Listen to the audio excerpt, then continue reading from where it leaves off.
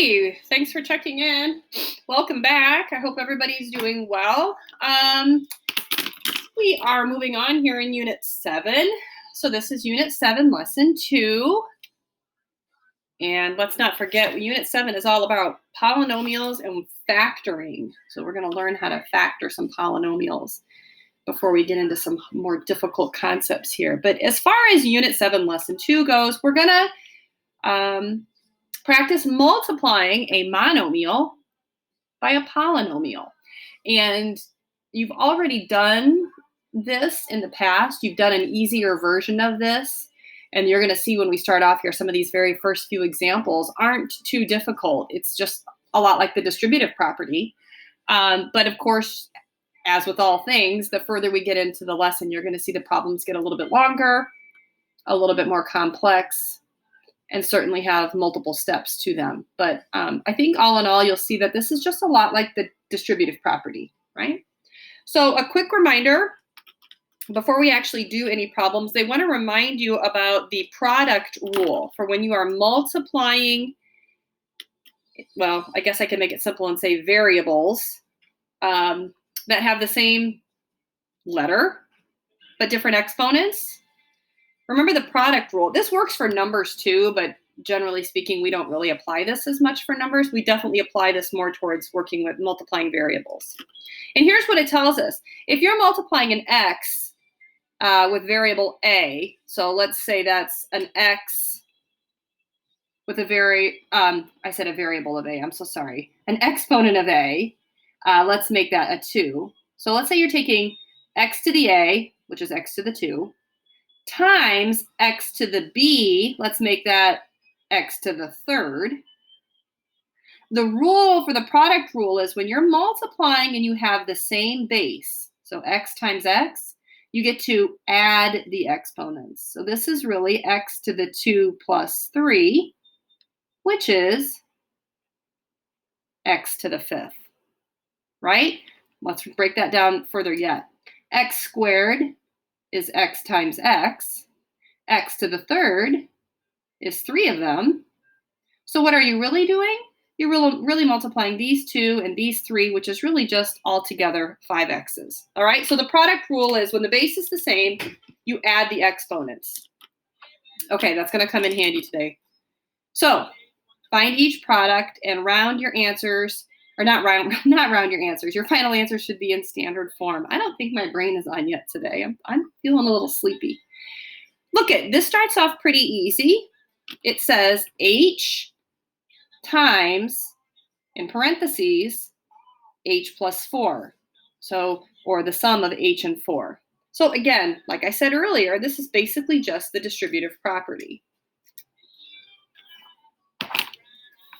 So you take this h, the outside guy, multiply it by everything that's on the inside. So h times h is h squared, right? And now you have to multiply it by that piece. Notice I circled that plus because that plus is really like a positive and it belongs to that next term you see, which is a 4. So this is our monomial times our binomial. And h times positive 4 is positive 4h. Now, can you combine an h squared and a regular old h using addition? No, you may not. They are not like terms, so you may not add or subtract them. So your final answer is h squared plus 8 or plus 4h. Okay? Okay, let's do another one. This one involves some the subtraction, which we're going to actually think of as a negative 9. So k times k squared. And this is, I want you to think of that as a negative 9. K times negative 9 is negative 9k. And we cannot subtract these because these are not like terms. Okay, let's dial it up a notch. 9a times, in parentheses, a plus 1.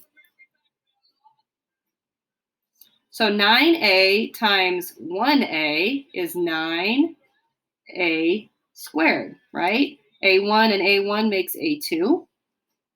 And 9a times a positive 1 is just plus 9a. It keeps its identity. Now, an a squared term is not the same as an a term, so you cannot combine those. They are not like terms. Let's keep going. 6p times p minus 8. 6p times p, 6p squared. And 6p times a negative 8. What's 6 times negative 8? Negative 48. Don't forget that p, right? This p out here has to come along for the ride. All right, obviously it's getting a little bit more difficult because they're throwing in some more negatives here. A 3c times a negative 2c. So what's 3 times negative 2? Negative 6. And c times c? C squared. Now we start over. 3c times negative 5. What's 3 times negative 5? Negative 15. This guy has a c. This guy does not. So you just bring a c along. Does that make sense? Again, we cannot add or subtract any of these terms because they're not like terms. We'll get to those problems like that here in just a minute. Let's keep going. This says negative 4g squared times parentheses 2g plus 7. That doesn't matter. This g's got a 1. This g's got an itty bitty little 2. So multiply your coefficients. What's that? Negative 4 times a 2. Negative 8. G2 times G1, that's G3. Now we start over. Negative 4 times 7, negative 28. This guy has a G2. The 7 doesn't have anything, so it just stays G2. Not like terms, we cannot subtract them. All right, look at here. We have a monomial by a trinomial, right? So you're going to take this and you're just going to distribute it all the way across using multiplication. X times x2 is x3. This outside x times this negative 1x is negative 1x2 or x squared. And this outside x times that positive 3 is a plus 3x. Happens to also be in standard form, isn't it? Let's keep going. This outside guy times 3m squared, then times a negative 1m, then times a negative 7. What's 5 times 3? 15. m2 times m2 is m4. Start over. 5 times what really is a negative 1 there, right, is a negative 5. m2 and m is m3. And here we go again. 5 times negative 7 is negative 35. M squared, no m's, so it stays m squared. Also in standard form.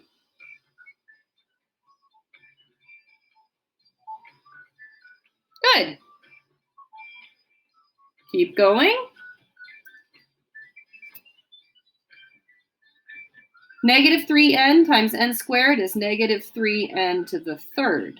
Negative 3 times negative 2 is positive 6. N and n makes n squared. Negative 3 and positive 8 is negative 24. N, no n's, so you bring the n along for the ride. Are you with me? Okay, now we can obviously keep going. Let's jump down and do one of these more complicated ones. Let's do number 14. Can you see what that says? I know it's really tiny. It says negative 4 C3D2. Now in parentheses, 9 C2D2 minus 4 CD5. No worries, you got this. You just take it one thing at a time. This coefficient of negative 4 times this coefficient of 9 is negative 36. C3, C2, add those exponents. C5. D2, D2, add those exponents. D4. Now we start over. This negative 4 and that negative 4 makes a positive 16. C3, C1, that's C4. D2, D5 is D7. No like terms, right? Because C5, D4, C4, D7. Those don't match. You can't do anything else to them. All right, so now we're going to do this again on longer problems And then what you're going to have to check for is to see if you have any like terms that we need to combine and then rewrite our expression to simplify it down. And let me tell you, that's going to happen. Here we go. We'll start with an easy one. This one's pretty easy. Negative 2x times 3x. Negative 6x squared. Negative 2x and negative 4 plus 8x, right? So that's the distributive property I just did. Now I can't forget to bring this plus 7x down into my answer, or into my expression, I guess. Do you see like terms? Is there anything here that can be combined? Of course. A plus 8x and a plus 7x. These guys can go together. They're like terms. They have matching variables, don't they? And that makes plus 15x. Final answer right here. Negative 6x squared plus 15x. All right? Boy, they get pretty long and ugly looking, don't they? Don't worry about it. You got this. We're just going to take one step at a time. Here we go. A 5w and a negative 7w is negative 35w squared. A 5w and a positive 3 is positive 15w. Now, you kind of forget about that for a minute, and you jump to that second piece of multiplying a monomial by a trinomial or a polynomial. So that's a positive 2w times a negative 2w squared. That's going to make minus 4w3. A positive 2w times a positive 19w is positive 38w squared. Positive 2w times positive 2, positive 4w. Now, check your long list and see if there's any like terms. And of course there are. There are some like terms. I'm going to change colors here. This guy can go with this guy. So we have negative 35w squareds and positive 38w squareds. That means we have really, when you combine those, 3w squareds. Change colors again. I see that I've got a w term here and a w term out here. That's a positive 15. That's a positive 4 more. That makes positive 19 w's.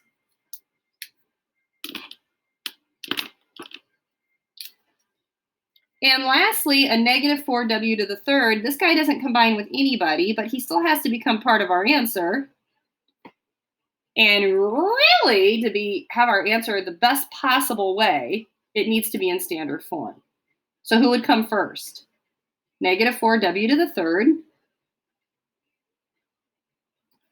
Then the 3w squared. And finally, the plus 19w, right? This is standard form. And you do need to get used to writing things in standard form. So down here, bottom row is my final answer. Very good. Let's jump down to number 20. That one's pretty long.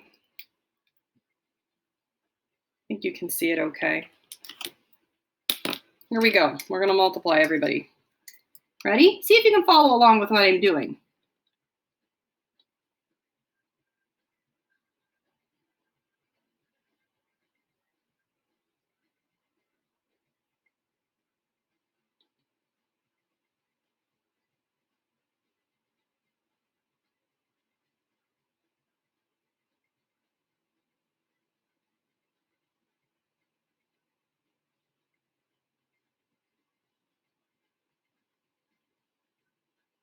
Okay?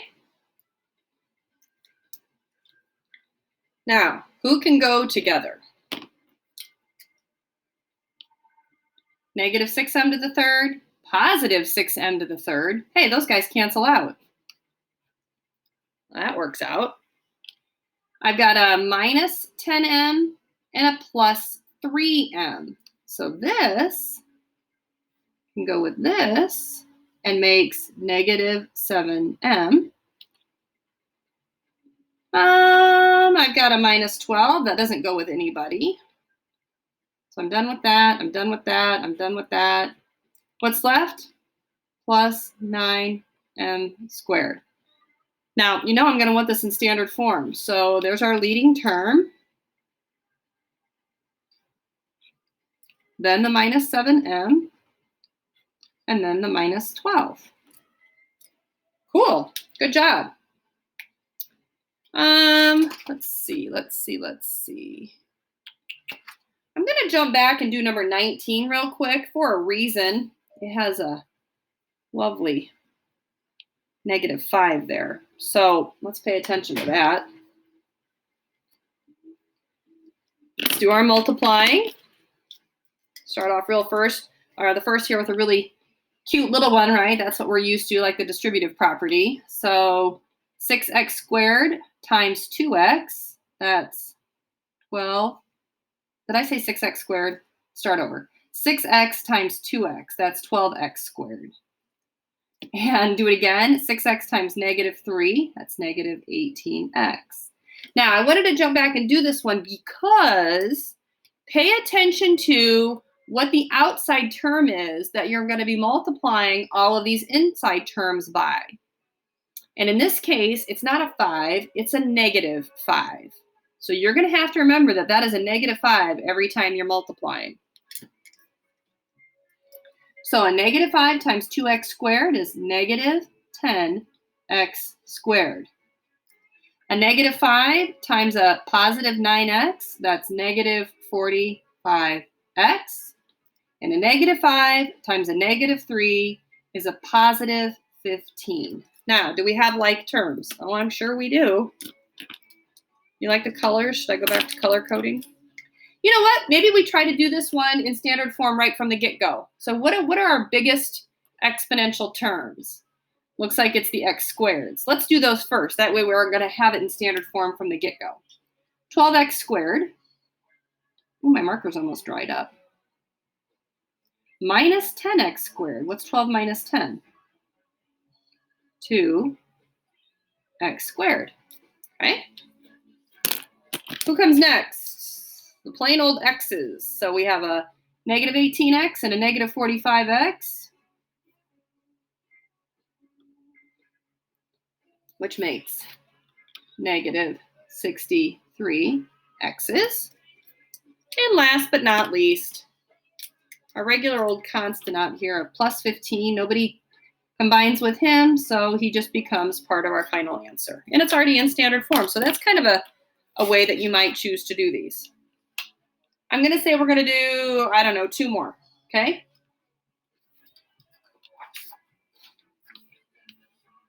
We're going to for sure do this one because there's one like this in your assignment tomorrow, and I want you to know how to set that up. Let's see. Which one do I pick? Ooh, I see 2 I would like to do here. This one's kind of a hot mess. I like that one. I also like this one because there's brackets in front. Hey, guess what? I think we're going to do these 2 and this guy, or at least I'm going to help you set this one up, even if we don't solve it all the way. All right, we'll see. We'll see about this one. For sure, we're going to do 23, though. There's a lot going on here. This is why I want to do it. See that little subtraction right there? We need to talk about that. Or I need to remind you about it. Here we go. We're just going to start our multiplying. Negative 2x times x to the third is negative 2x4. Negative 2x, negative 6x squared is positive 12x3.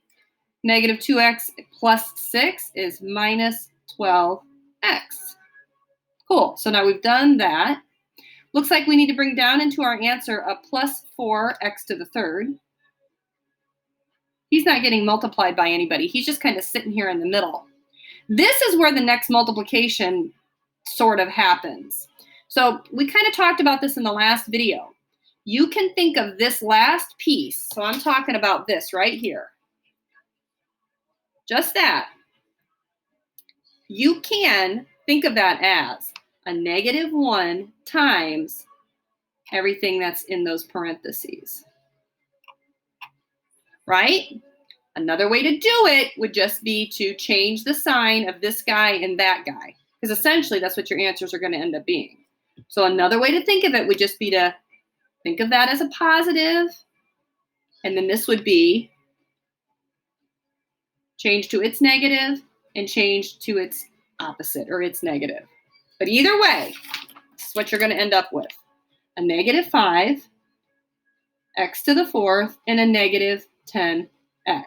Whether you think of that as a negative 1 and you distribute it, or whether you realize that that just means change the sign of this term and that term. Either way. Okay, now, I'm not going to color code this, but let's look for our highest exponential term.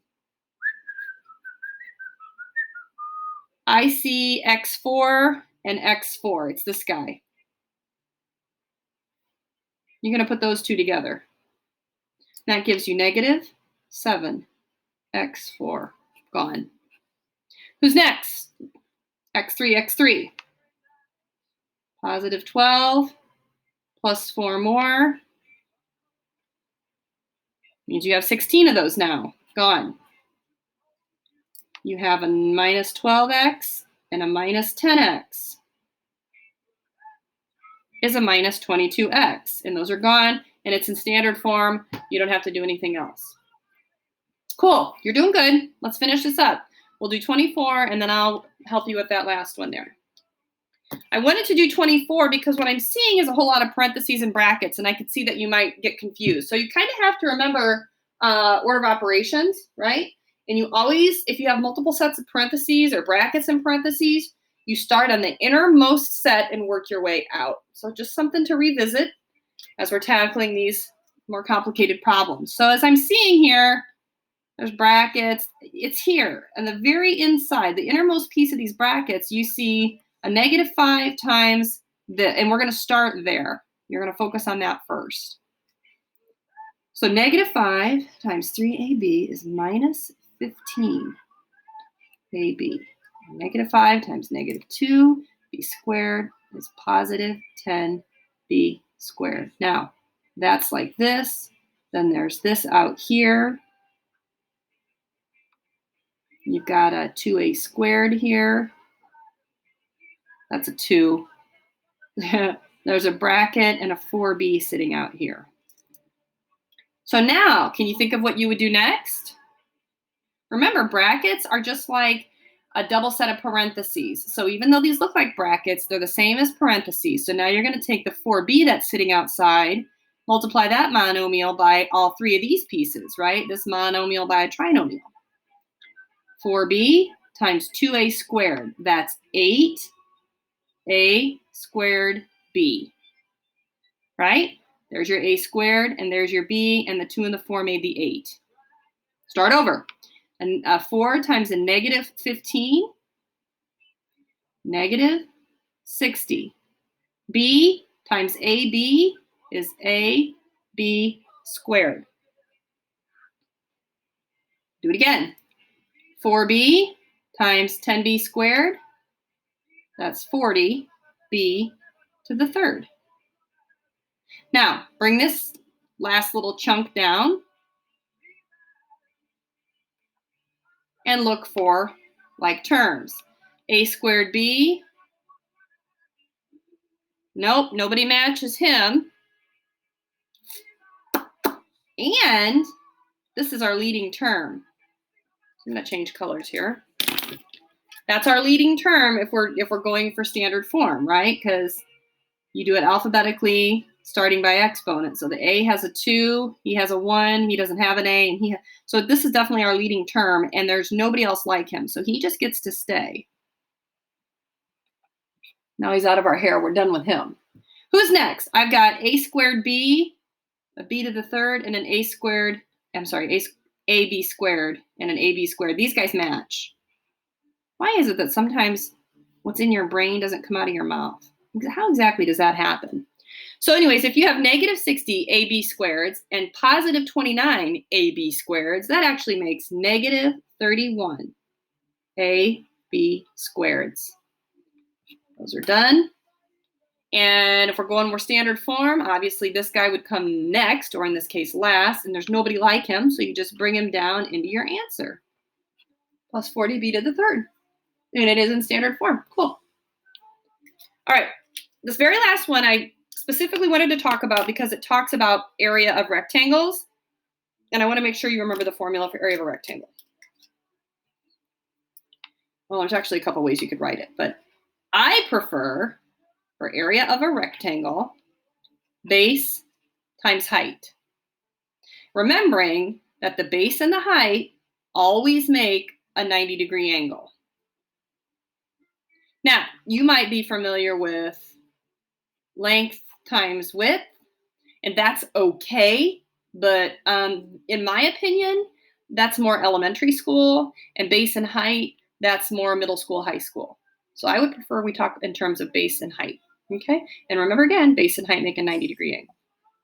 So the directions say find the area of the shaded region. So just the dark gray area, not the white area enclosed within. I'm sure most of you probably know what to do. Here's my suggestion.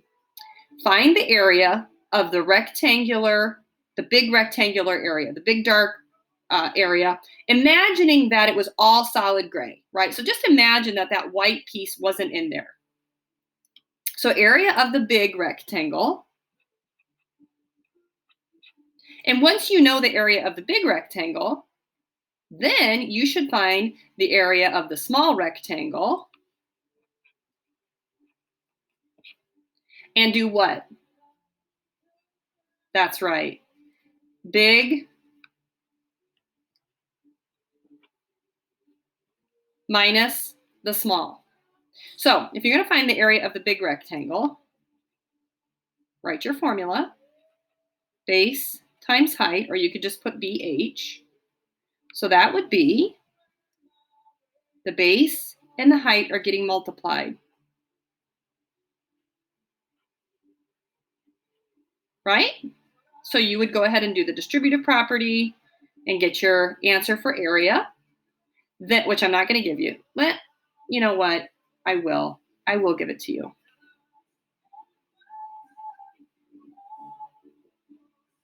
There you go. 48x squared minus 6x. Okay, now let's do the small one. Base times height. So you're multiplying just like we've been doing.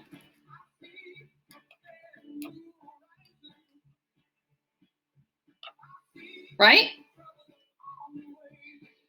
Okay, you're going to take this minus this whole thing.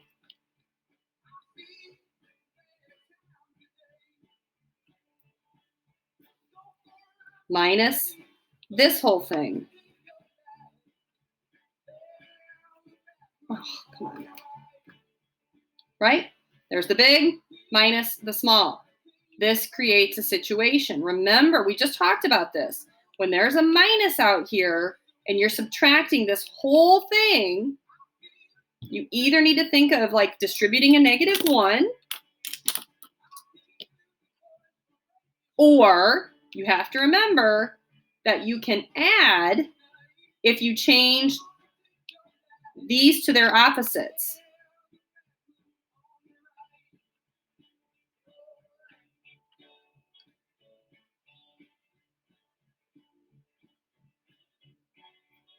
Right? There's your big one. Minus, like I said, if you distributed, or you can add opposites. So now we look for like terms. 48x squared plus a -10x squared, or you can think of 48x squared minus 10x squared, however you want to think of it, is 38x squared. -6x plus another -6x, -12x. There it is. So watch out for that minus an entire term. When you're subtracting an entire term or an entire expression like this, you have to remember to either change the signs or distribute that -1. Okay? Thanks for watching. Take care, be well, and stay in touch.